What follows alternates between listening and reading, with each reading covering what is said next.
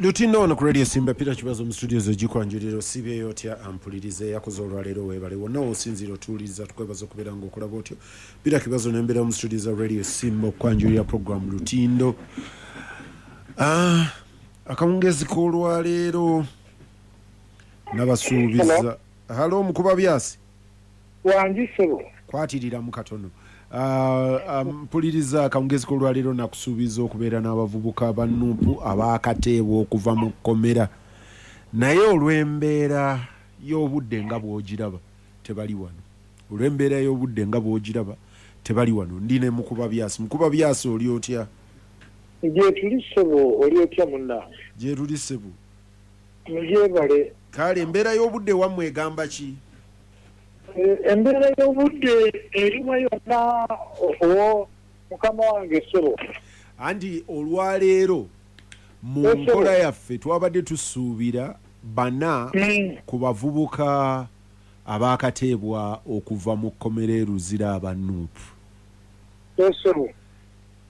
naye ndowooza olw'embeera y'obudde oba ewaabwe etonnye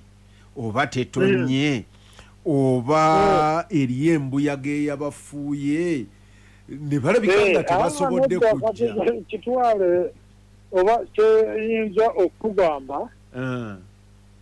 nti abantu bamaze emyaka 5 nga baggalirwa kituufu olw'embeera y'ebyobufuzi bye baali bakkiririzaamu kakati baavuddeyo kakati ayinza okugamba omuntu ate omuyite ku mpewo ayinza okumaza ogamba nti anaaba afuluma amaliriza ate bamuliziddaayo nga bamuyita abamubuuzeeko anti okugenda okumubuuza nti owange ebyavadde bikugalizza ennaku 1952 myaka 5 ate byozzeemu kati kyosobo kisobola okubeerawo mwaka gwa 82 ewaffe kibuga singa eyo n'ebulemeezi ogombolola y'ekapeeka feno tulina abaali bannaffe emyaka ekiseera ekyo gyali mimpi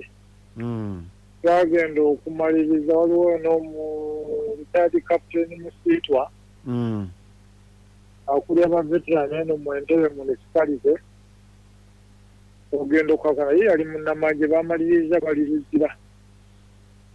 bagenda okuva e Luzira nga lwe twamaze okuwamba era ab'ekibuga bamaliriza 85 omwezi gw'omunaana lubaava e Luzira abadda mu Lukoola ne beeyongerayo n'abalala ne bagamba owange ebbanga lyembonyebonye e Luzira kyegatta ku kimbeera yonna keebe byabufuzi kebeere yabuyeekera n'abalala abataalina buyeekera bonna bamaliriza bagenze mu nnyanja kutandika kuvuba kale n'ebyo eyo embeera ebeerawo era ne 1971 Idi Amin omugenzi bw'awamba gavumenti ya mukama we ng'eyali amekomanda timu bannabyabufuzi Paulo Kawanga Ssemwogere ne banne baali baakibibwa awatali kuwoza emyaka gye baamala okkomera ababbeni Kiwanuka kale y'embeera evaawo lw'abantu olw'embeera y'ebyobufuzi agenda okudda eka abaana be yaleka mu myaka 5 yali ow'ekibiina ekyokutaano yatuuka dde okugenda mu siniya naye ne ssente zimutwala mu siniya nga tewali kale abantu togamba kikummunta oba mbuyaga naye embeera gye babaddemu emyaka 5 ennaku 1952 gimaliriza nga gifudde abantu mu mbeera ey'ekitabo ekitusobola mukuba byasi gwe alabye ebyafaayo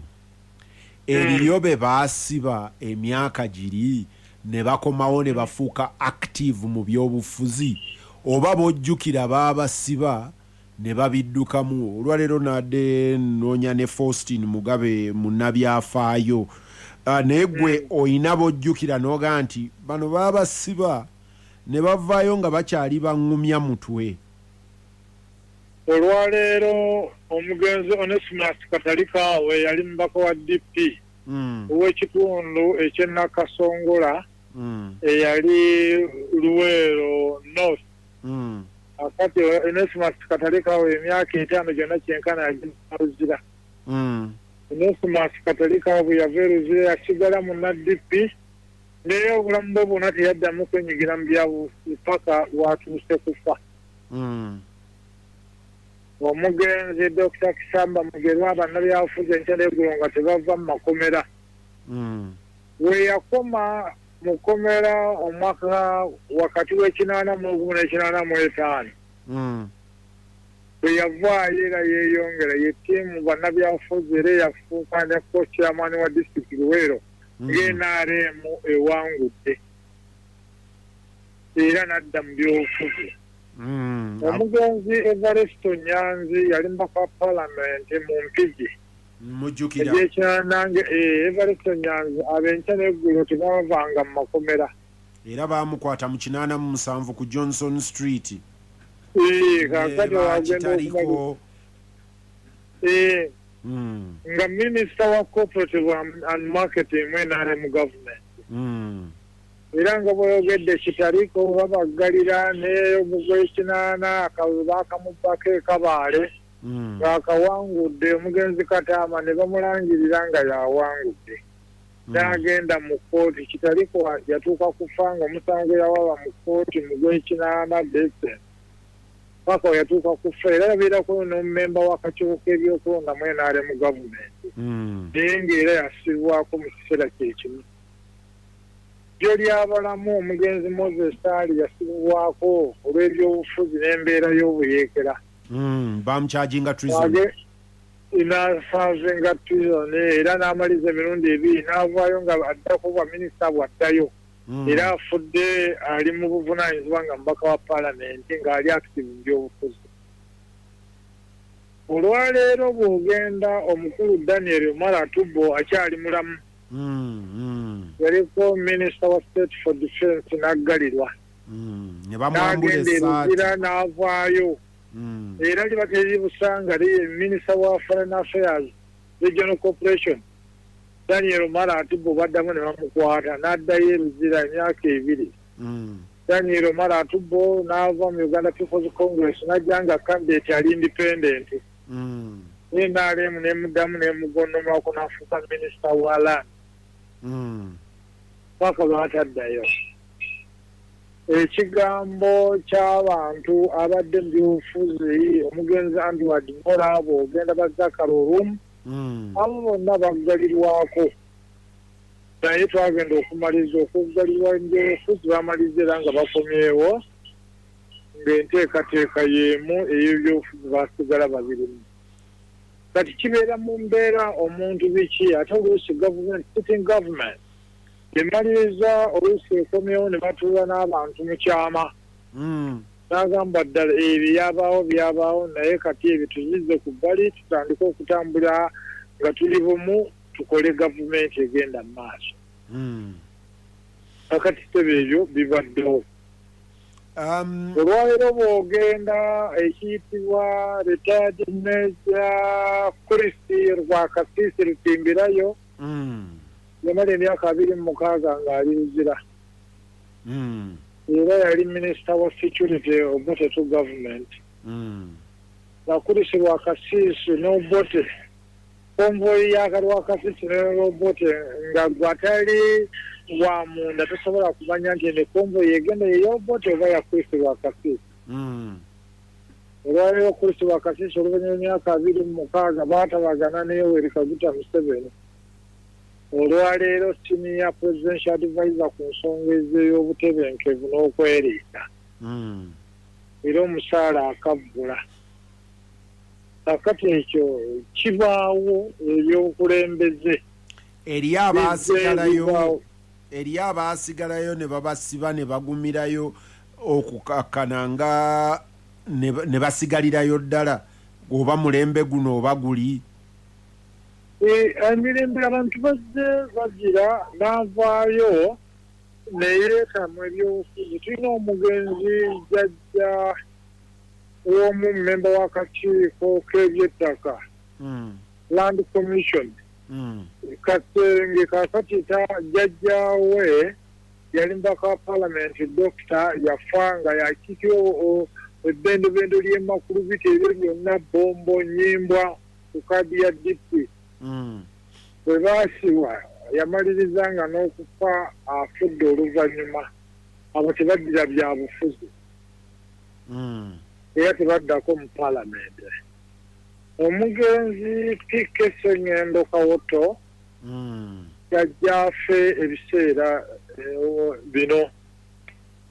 olwaliro okuva ku kaadi ya DP ogw'ekinaana teyaddamu kwenyigira mu byabufuzi kuba era mukakaalukanye era olwaliro bw'ogenda n'otunuulira bannamitiana disitulikiti olwaliro bannakasanda ab'ekibuga bw'ojja ab'e bangi abataddamu kwenyigira mu byabufuzi kubanga ng'amaka gaabwe ge baalimu oba mwe bava mu mbeera y'ebibiina by'obufuzi nti bano ba Uganda People's Congress banna-DP banna-LMCP abamu n'okutuusa olwaleero agamba okufa n'obutanyagwa abataabiddira olwaleero famire y'omugenzi William Kalema Wilberforce ekiboga Dr. Kalema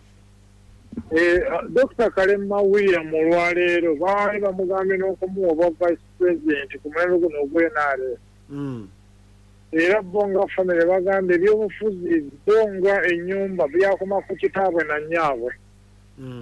abaana n'abazzukulu aba William Kalema bo tebaligenda mu byabufuzi era olwaleero Roda Kalema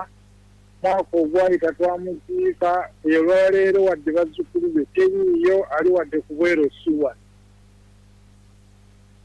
kubanga olwaleero waffe ekibuga ebyo Ssingo tetulina malaalo ga William Kalema baateekawo kijjukizo ekyentaana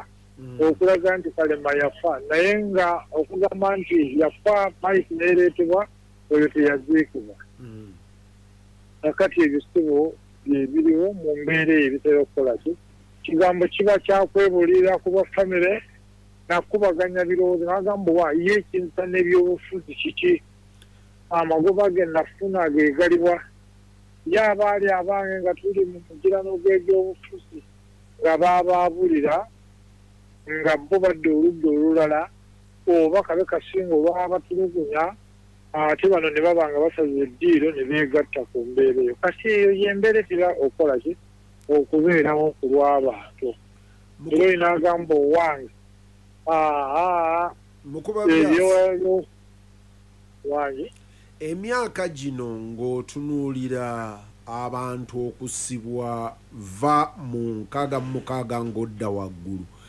gyagumya bugumya bantu oba gyabatiisa naddala mu bitundu bya Buganda abantu baatya ne badduka nasinkana mukulu Danika Amaanyi ndooza omumanyi mugenzi kati ebbanga ligenzeeko ng'akulaga nti baali basajja bagumu yanyumiza bwe baalumba obote okumukuba ndooza ne Sebadduka n'ebirala naye yatuuka okufanga n'okuyita ewe aga nti ebyobufuzi wane wange tebatimbawo na kipande kati ebyo bivaawo kubanga kati ffe bw'ogenda mu bendobendo eritwala Greater Luweero Greater Mubende Greater Mpigi oteekeko n'epaato zigreeta Mukono n'akatundu akagreeta Masaka amaka mangi nnyo agaafiirwa abantu baago n'okutuusa olwaleero tetwafiirwa abantu kakadde kalamba ng'osanga olulyo famire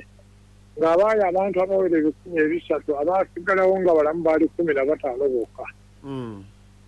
abalala n'amafiire tebaakola ki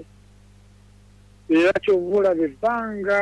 libadde ggwanvu nnyo bw'ogenda ekibuga bw'ogenda ekyankwanzi bw'ogenda ekasanda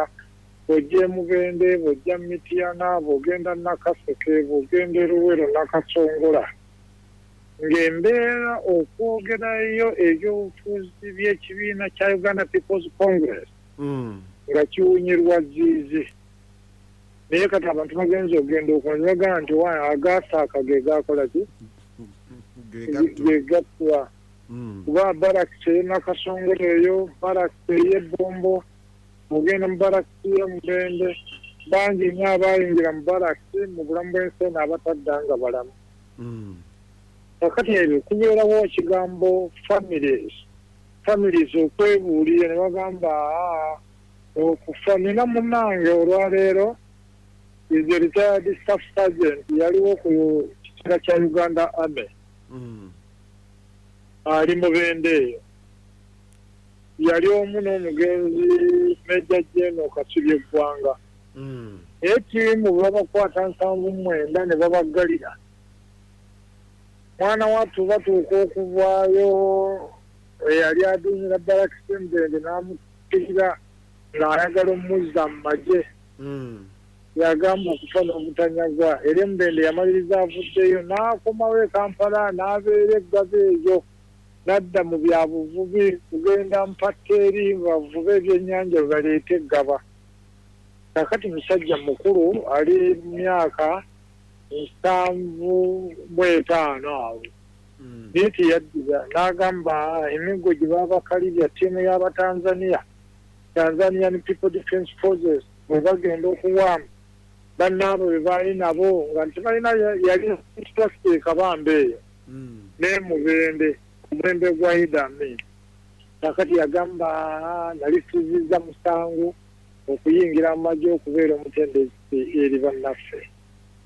kale ebyo ebivaawo ku lw'obungi bw'ensi nti tuyigiramu ki kale nno ebbanga lyonna libaddewo eriri abantu babeerako ekyokuyiga era olina wagenda ogenda okakana okwekebera n'agamba ebyobufuzi byenfaaki nabyo era olwaleero ayinza okukeera enkya bino kati twaba bino embeera y'erosi okuvuganya kyalo bukyalo oba ku erosi tukuvuganya kumuluka oli batukugamba nti omuntu oyo atusibyeko nyakanyaga atuyisaamu nnyo eggaali naye katumukwate bukwaki okumuleza okumukanga okukanga naye ng'ogenda okakana obukongovule nga munuubuddwa naye ng'oli agambye nti amaanyi g'alina mu byobufuzi ebyo buli kimu kyonna kino katumutwaleyo aggalirwe omuntu agamba wange tutuuka ku ddaala eryekika ekyo n'ebyobufuzi twasuubira nti binyonyolagana kutegeeza ensi mu byenfuna birina kubeera bitya ekigambo eky'embezi abantu birina kubeera bitya era bwe tutunuulira political order erina kubeera etya constitutional order erina kubeera etya nti abantu batambulidde ku mateeka ekigambo eddembe ery'omuntu obuntu bulamu birina kubeera butya kati biki ekimaliza n'agamba owaayi ekyagwa ku taata nakiraba ekyagwa ku ssenga nakiraba mukoddomi wange basenga ffe n'amafiire takola ki talina abaana be babano yaleka abaana batono okusoma tebasobola kukola ki okusoma kakati ebyo tulina kubeera mu mbeera ya buntu bulamu mu 2006 Jenerali Kaguta Museveni bwe twali ekolola eyo okulayira kwe nga 12 Ogwokutaano yatulaga nti eggwanga lino Uganda ya ffenna era ali mu ruling party eggwanga lirye n'ali mu opposition eggwanga eryo lirye teriyo nsi ndala gye tugenda kwenyumirizaamu ensi eno yaffe ffenna kale tubeerewo si kuvuganya ogamba opposition ku lw'obubi oba si kubeera mu ruling party ogamba nti ffe tulina amaanyi ffe tulina obuyinza kubanga olwaleero enkya obuyinza obeera nabwo ate enkya n'okola ki n'oba nga si bw'obulimu mukuba byasi esobo ndabye ekiwandiiko kya mwami Museveni leero ng'addamu Andrew Mwenda ku mulenzi Mwenda gwagamba nti ali mu State House abuzabuza akola atya naye mwami Museveni kyennoonya aga nti ye takkiririza mu kutulugunya bantu nti ne bwe baali mu nsiko ayina gwanyumyako gwaga nti oyo yali atucyankalanyeeko mu Fronasa ne tumusimira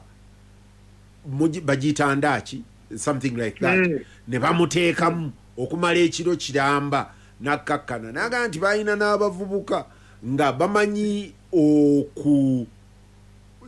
bannaabwe naye njagala kubuuza gwe arelatinze ne NRA atugamba nti mwe abe NRA akandooya kaali kammwe kakati ekikwatagana n'embeera poliisi buli lwekwata bakuteeka ku mpingo NRA teyalina mpingo ekitegeeza akaguwa nga yebeera empingo kakati bwekitunuulire abantu abafuna okutulugunyizibwa kitaawe nga bamusse maama we nga bamusse jajja nga bamusse ku myaka 12 myaka 14 n'agamba okufa n'obutakolage n'obutanyaga n'ayingira ekigambo ky'obunnamagye obwekiyeekera kakati mu mbeera eyo gye balabanga abaali mu bitongole ebikuumaddembe abaali mu special force abaali mu kigambo kya Uganda Police Force ekiseera ekyo n'abaali mu prison services abaali mu kigambo kya NASA n'abaali mu UNLA balina bwe beeyisa kati kyaleetera abantu entulugunya abantu gyebaisiramu yaleetera ttiimu eno abatakyasigaziza muntu yenna taata maama abooluganda jjajja baki nga battiddwa bagenze makomera gajjudde katikamu abantu babookezza ebidomola ekyo kyavaako okuleeta ebyo era kyova olaba ttiimu General Kaguta Museveni President olwaleero bw'agenda mu kuziika ekiyitibwa enamukolo okuziika omugenzi Tiberio Atomwa Akenye yali Vice President wa DP yeetondera mu kuziika okwo abantu b'ekitundu kyakyoli n'Elango olw'ejjiiri yaduumira okubaako ebisago abantu bye babatuusaako nga bw'ogenda Kanyomu ekigamba abantu abasuulibwa mu kaabuyonjo nga basibiddwa ebyo n'agamba kikolawa kibi era tulina okutabagana okusonyiwagana n'okulabika nga eggwanga ligenda mu maaso kale tubeerawo society abantu ne batambula abamu ne bakola ebyo bitagwanidde kukola naye bamaliriza ng'omuganda bw'agamba nti omulya mmamba abeera omu ekika n'akikola ki n'akivumaganya kakati naffe abantu abatunde bwe tutyo buli society ebaamu abalungi n'abaki n'ababi kyobagamba batudde eno ekiwandiiko ky'ogambye kibadde kigamba kiti ekya General Yoweri Kaguta Museveni abadde annyonnyola muvubuka oli nga bwe yatulugunyizibwa era n'addukira mu State House ye n'amutaasa okutulugunyizibwa ye n'agala ye takkiririza bamuyita Nwagaba naye ye mwami Museveni agala takkiririza mu kutulugunyizibwa kati ffe nga tubuuza obudde buno naye ng'ennaku zino abantu tulaba bangi abatulugunyizibwa abava mu makomera tulina olwala ba military officers abatuuse okukaddiwa abaati baali basavinga ggye lya UNLA when we had about two government era twalina ne ba police officers abaali mu special force awamu ne police naye abo abaalina ekwenyo nga bannamagye abaali ku ddaala lyabwa second lieutenant ba captain abamu ne bameja tulina omugenzi yafa kapteeni erinnya lyagala okunva mu mutwe yali mu bataliyoni ya 3 ey'Emubende kakati olwayo ye yali tapi ebiseera ebyo yali lieutenant nga ye tapi musajja mulango mu ggye lya NRA afa kapteeni era twamuziika ewaabwe eddokola eyo elango naye twagenda okumalira mu reorganization ekaseese eyo mwana wattu ate tapi omu ku baali ba instructors abantu abamukozza obujja bamala okubeera okumuzza obujja ate yafuuka instructor azza abantu obujja ng'ate mwana wattu n'amaliriza nga yali lieutenant yagenda okufa nga n'obwa captain babumuwadde ng'akuziddwa ku ddaala bwa captain n'abalala bangi nnyo baali bali retired, baali ba lieutenant, baali ba captain, baali ba ritayanize ba major general, ba brigadier general, abalala batuse ne ku ddaala eryo bwa lieutenant general mu ggye lya UPDF yali NRA. Naye nga luli baadumiranga unit eza UNL ezakola ebikwekweto Luweero, Nakaseke, Nakasongola, nebibeera nga byakola ebikwekweto ekibuga. Tetugenda okumaliriza ng'abalwanyi ab'amaanyi abali mu ggye lya NRA nga nabo baava mu UNL ne beegattako nga nabo bafiiriddeyo, naye okuwoolera eggwanga kwamaliriza tekuliiwo. Kale ekyo kiyinza okuba nga kyamakulu okutabagana okubala embeera eyetambula nga nnongo. Mukuba Byasi, osoma amawulire, olaba amawulire. Olwaleero eriyo abavubuka abakwatibwa ne bakomawo, olinaga nti gundi enjala zadda teziriimu.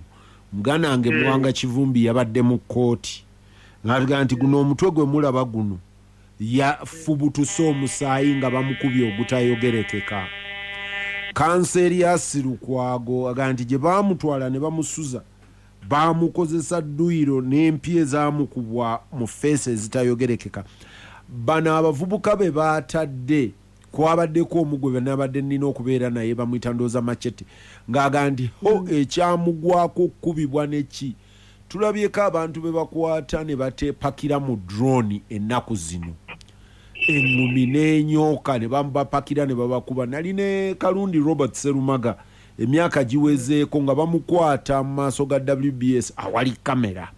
awali buli kimu, bamukuba engwala ne bamukwata amagulu gano nga ge bakutte mu bbanga ng'omugongo guli ku luguudo ku tamak ku De Winton, bamukulula bamwambusa ne bamupakira mu mmotoka. Kati nze mbuuza bino ebikolwa gwe eyalaba NRA erulinga ejja ng'ekola ki tebikukangamu? Tolaba ng'ebigenderera ekiyitibwa akakiiko akakulembera mukyala wange byaffe kakiiko k'eddembe ly'obuntu kaleetebwa omubiri mu ssemateeka wa 9/5 nga kasinziirwa okuleetebwa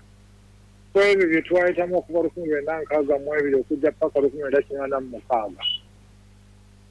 Era ekiyitibwa eggye lya UPDF olwaleero biina directorate tamba ekwatagana ne human rights, era UPDF manyo ku ddembe ly'obuntu weeri. Kigamba wakati wange naawe kwe abantu abo bannamagye bwe bagenda mu military training schools eyo mu essomo nga basomesebwa oba nga batendekebwa eribaayo. Kati ekyo kisinziira mu ango ekyogeddwa nti ekyo kituufu bibadde bitya. Era tumaliriza akakiiko kawangadya kalina emisango gye kajja kafuna ekamaliriza ng'abantu abo abatulugunyiziddwa na buli kimu nga baweereddwa engasi era esente Attorney General olwaleero emyaka gino 40 egyakayita bazze buli mwaka gwa byansimbi Ministry ya Finance ng'esasulira okutyoboola eddembe ly'obuntu. Ebiviira naye kati kitugamba kubaganya birowoozo nga bannansi abali ku bukulembeze obw'amagombolola, abali ku bukulembeze bwa municipalities oba districts, ababaka ba palamenti nabo bennyini ebikolwa ebyo babyogerako ki, era ne parliamentary committee ekwatagana ku ddembe ly'obuntu lipooti zaabwe mwaka ku mwaka bwe zivaayo bagenda mu military garrisons, abantu gye bakuumiddwa oba poliisi, amakomera agwaleero by'abasaija olwali bagenda okutuukayo lipooti ezo ababaka ba palamenti gwe bameka bewakakyaza kusimba okujja okutunnyonnyola mwaka kuki ku mwaka. Human Rights Commission every financial year bafulumya annual report. Kakati annual report zikulaga era omukulu Sewanyana ali mu kakiiko k'eddembe ly'obuntu ako kali mu nteekateeka y'obwannakyewa akatali ka gavumenti era omukulu Ssewanyana ne banna abalala batera okuba nga bawa annual report eziraga okucekinga Human Rights Commission ya gavumenti bwetwala awamu ne Attorney General ku Ssaabawolereza w'eggwanga. Ampuliriza Lutindo. Mukulu mukuba byasi njagala kuwamuko break mmala okola wano ku sente. Lutindo wano ku Radio Simba Peter Kibazo mu studios ogikwanjulira. Tubadde tunyumyamu ne mukulu mukuba byasi ku twabadde tulina okubeera n'abavubuka bannuupu bano abaateebwa juuziri ne jjo ly'abalamu. Ampuliriza okuteebwa kuno baateerebbwa mu nkola gye baayise eya Amnesty. Amnesty ega nti bwewaawo nsonyiyiddwa naye bo baali mu mbeera egamba nti emisango bo baga nti baagizza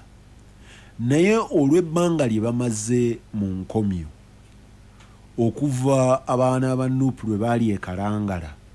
2021 okutuuka olwaleero nga batuuka ne baga nti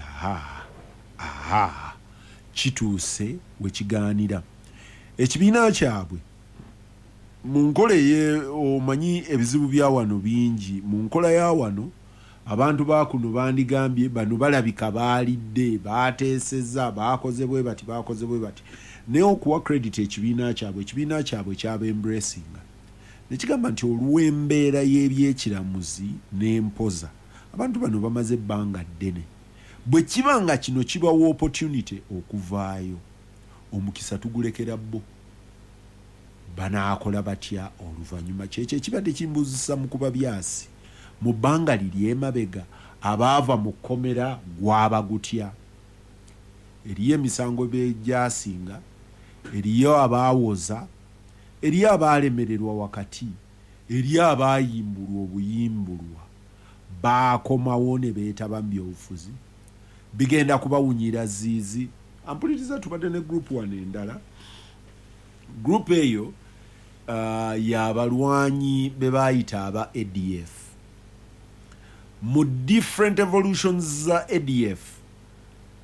bwogimanyi bweteeberezebwa bweriyo abavubuka baakwatibwa enfunda n'enfunda abavubuka abo abaali aba ADF bwe baakwatibwa ne bateekebwa mu kkomera ne bavunaanibwa abasinga obungi baavaayo ku nkola ya kutegeeregana nti wange nze akabanga kembadde wano ngonze nkubya amavi nsaba kisonyiwo bwe baasonyiyibwa abawerako ne bafuluma naye ennaku zino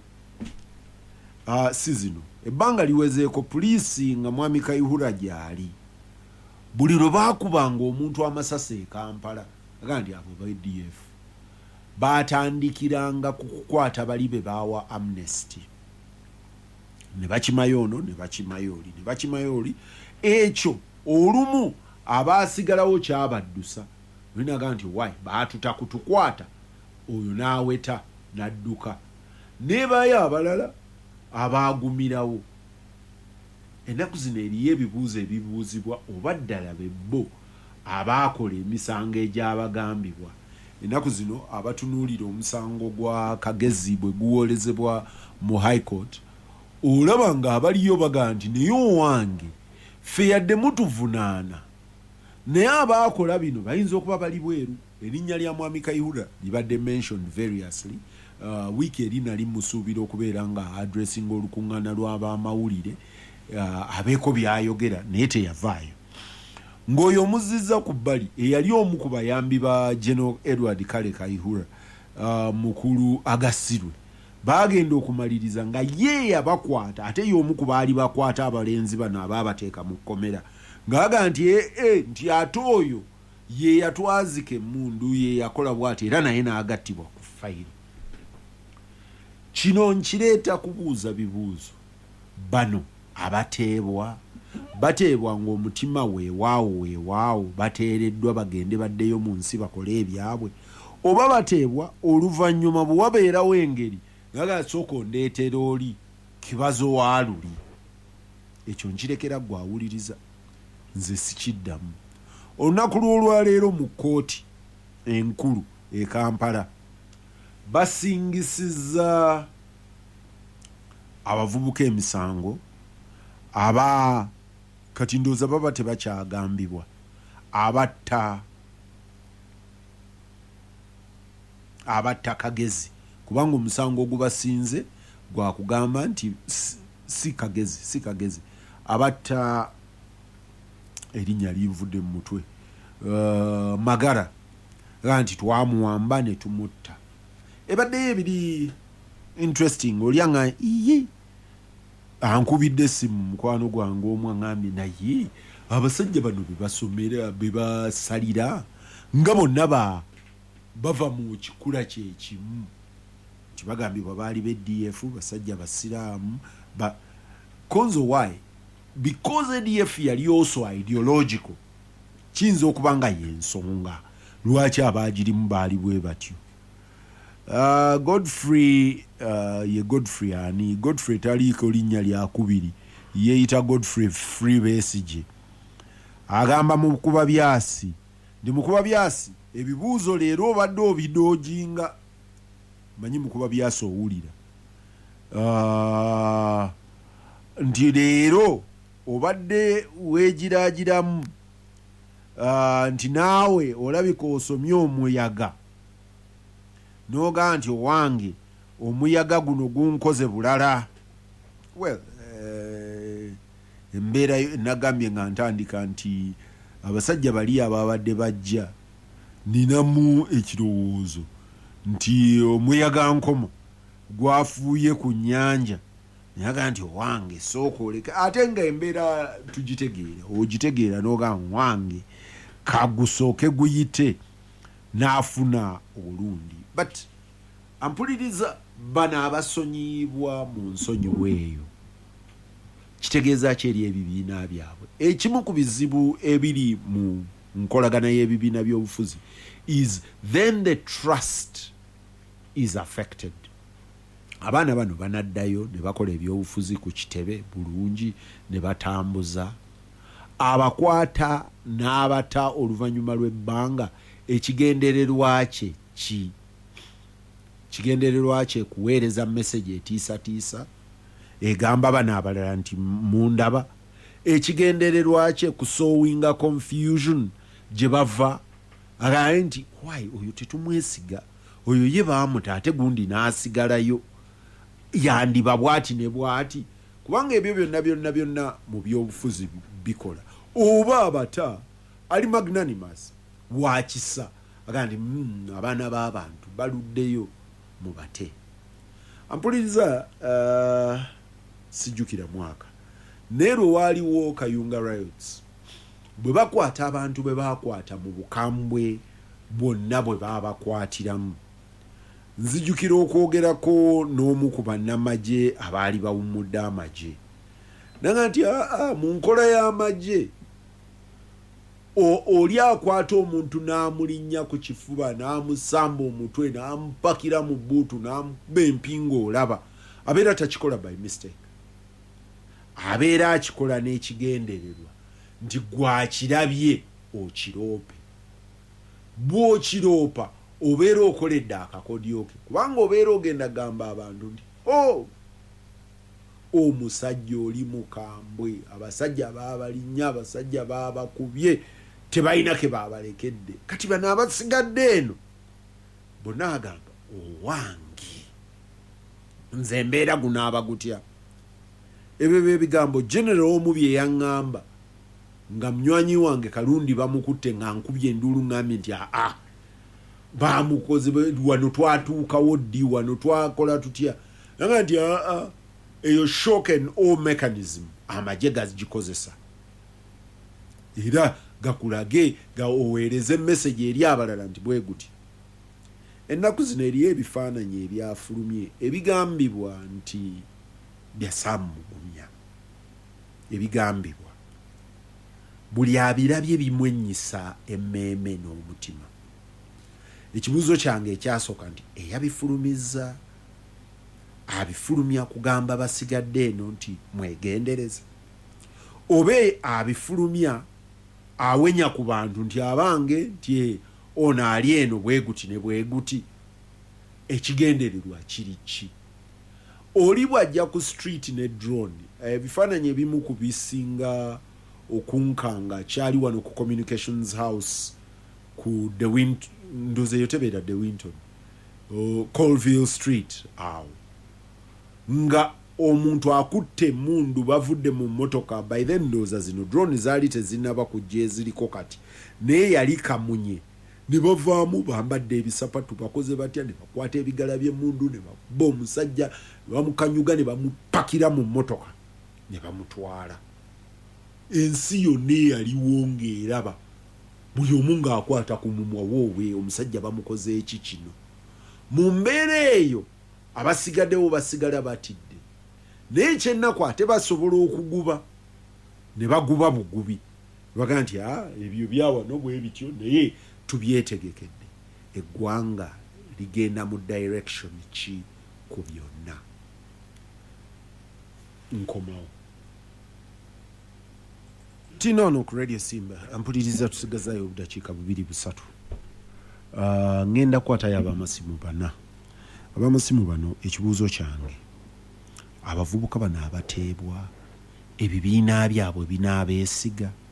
banaddayo ne bablendinga bulungi mu bulamu bwabwe oba ebyobufuzi bagenda kubidduka oba baguumuwa magezi kubiddukamu oba kusigala nga asigazaako bakiyita kulemezaako 0-4-5-3-6-7 Simba wangi halo webale kuteereza ssimu kale ssebo ono bamusese gyola pati kampangale na kibiro kiri kimenyedde kaakati kibazo njagala okutegeeza ebigambo bino omuntu bw'aba nga anyigirizidde nnyo naye alina kudda bbali ne yeewogoma era nenteereza nti ab'ebibiina byabwe tebasuubira bantu abo kuddamu maanyi njagala oteebereze ku kino ekyaliyo mu kwekalakaasa okwokulonda ku mutuwedde abantu baali bavumu ng'era bavumu kubanga nali mukono ng'abavubuka bagamba tugenda kukola nga bwe tusoboka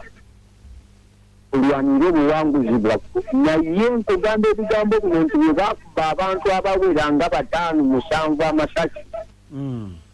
omuntu yadde emabega neyebuuza n'agamba ate nange neeyongereyo mu maaso n'atuuka bonna baakona ne badda mabega kati tosuubira nti omuntu gwe batulugunyiza gwe banyize mu byobufuzi bwavaayo adda mu kwesirikira era nga abo abavubuka mbawa amagezi nti oyo bw'agambye nti bwe bavaayo badda mu kwesirikira mu mbeera eno bwe bakuwa amnesty bakuwayo resettlement Simba kibazo wangi sebo webale kwega ggwanga kale sebo zimayambala bwokenga ndiite tebwaza tuli mu luweero abavubuka nga bwekibigira ku nfugunya gituuza kati nga ffe abali munnanga bakyatera bagenda tuukayo tebasobola kuddamu ekyo oba owonye okugwa mu nnyanja ate oludde ebirungi gatogiddemu nze mbadde nsaba n'abano abakulembeze abali ku opposition nabo beesonyiwe babeere n'enganda zaabwe abaana bafa omukulu ye bw'agambye oba oli awo ekyo kyekigendererwa ky'oli omulala ga nti mujjeemu Simba halo esimu osooka n'ova wali radio Simba nagambye bana kati abo nabo mbabaze Simba webale kuweereza ssebo kale ssebo nze ndi wano makulu bita Luweero